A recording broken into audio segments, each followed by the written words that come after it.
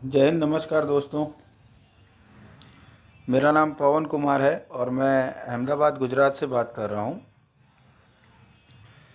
दोस्तों, गुजरात की स्वास्थ्य व्यवस्थाओं की जो हालात है, आज मैं आपको उनसे भी परिचित करवाने के लिए हाजिर हुआ हूँ। और दूसरी बात यह है कि मेरा जो अनुभव है वो भी मैं आप लोगों के साथ शेयर करने के लिए हाजिर हुआ हूँ। दोस्तों, आपको मैं एक चीज़ दिखाना चाहता हूँ। मेरे पास एक फाइल है जिस पे ये लिखा है सिविल हॉस्पिटल। आप देख रहे होंगे सिविल हॉस्पिटल 2023-24 लिखा हुआ है। अब ये फाइल का जो मूल विषय है वो ये है कि मेरे बेटे का एक्सीडेंट, मतलब वो एक्टिवा से गिर गया था 2023 में दशहरे के दिन। तो आसपास के लोगों की सहायता से उसे अहमदाबाद के सरकारी सिविल हॉस्पिटल में 108 के माध्यम से ले जाया गया। और वो इतनी बुरी तरह घायल था कि उसके जो बाएं पैर, राइट पैर की जो हड्डी थी वो पूरी बाहर आ चुकी थी। हालांकि हालात मैं भी देख के चकित हो गया था, पर दोस्तों लोगों की मदद से सिविल अस्पताल ले जाया गया। और वहाँ पर बेसिकली सिविल अस्पताल के डॉक्टरों ने शुरुआती दौर में ही इलाज पर कोई ध्यान नहीं दिया। पर मेरे जाने के बाद, वहाँ रिक्वेस्ट करने के बाद डॉक्टरों से, उन्होंने जो वहाँ पर उसका जो चोट के कारण बहुत सारा ब्लड बह रहा था, उस ब्लड को बहने से बंद करने की जो मेहरबानी की मेरे पे, उसके लिए मैं उनका शुक्रिया गुजार हूँ।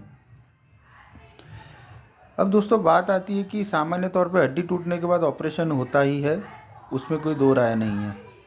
और मेरे मामले में, मेरे पुत्र के मामले में भी यही था। उसका वहाँ पर एडमिट किया गया, उसकी सारी जांच की गई और दूसरे दिन उसका ऑपरेशन होना था। जब उसका ऑपरेशन होना था उसके पहले मेरा बेटा गिर गया था, उसके राइट पैर में चोट लगी थी। उसके अलावा उसकी बॉडी पे कहीं भी चोट के निशान नहीं थे। पर दोस्तों, यहाँ पर सिविल अस्पताल के डॉक्टरों की गंभीर लापरवाही के चलते आज मैं, मेरा परिवार और मेरा बेटा जिस फेज से गुजर रहे हैं वो मैं आपको इस फाइल में ही दिखाना चाहूँगा। दोस्तों, मामला ये था कि मेरे बच्चे का ऑपरेशन होना था पैर का। पर हुआ क्या कि उसे ऑपरेशन थिएटर में ले जाया गया और ऑपरेशन दौरान उसके छाती और गले के इस भाग में किसी केमिकल द्वारा उन लोगों ने लापरवाही की है। डॉक्टरों ने अंदर, किसी डॉक्टर ने या मेडिकल स्टाफ ने उसकी बॉडी पे केमिकल गिरा दिया था, जिसके कारण उसके, ये देखिएगा फोटो, जिसके कारण उसकी बॉडी में इस तरह का प्रॉब्लम हुआ था।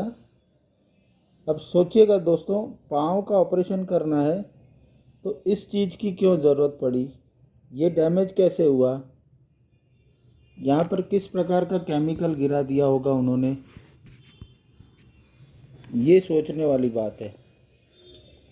और ऑपरेशन ख़त्म होने के बाद काफ़ी टाइम बाद, जबकि मेरे बेटे को ले गए थे ऑपरेशन थिएटर में, उसको ले जाने के बाद के जो दर्दी थे, जो मरीज़ थे, वो मरीज़ों को वापस लाया गया बाहर ऑपरेशन करके। पर मेरे बेटे को देर शाम तक रोका गया।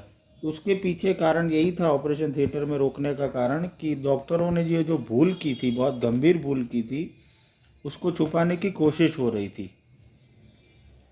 और जब ऑपरेशन थिएटर से बाहर लाए, मैंने रिक्वेस्ट किया कि साहब सब चले गए, मेरे बेटे को क्यों अंदर रखा हुआ है।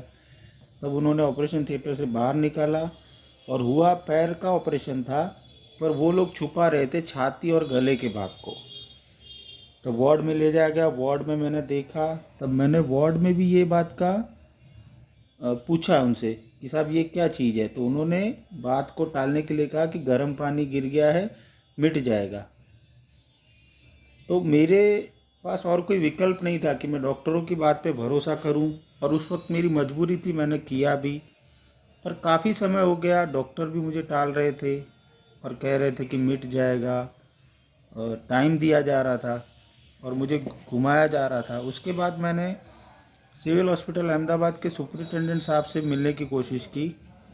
तो वहाँ पर जब मैं मिलने गया तो इन डॉक्टरों की टीम के एक डॉक्टर ने मुझे उनसे मिलने के लिए रोका और रिक्वेस्ट किया कि हम आपके बच्चे का इलाज करवा देंगे, पर वो सिर्फ मुझे टालने के लिए था।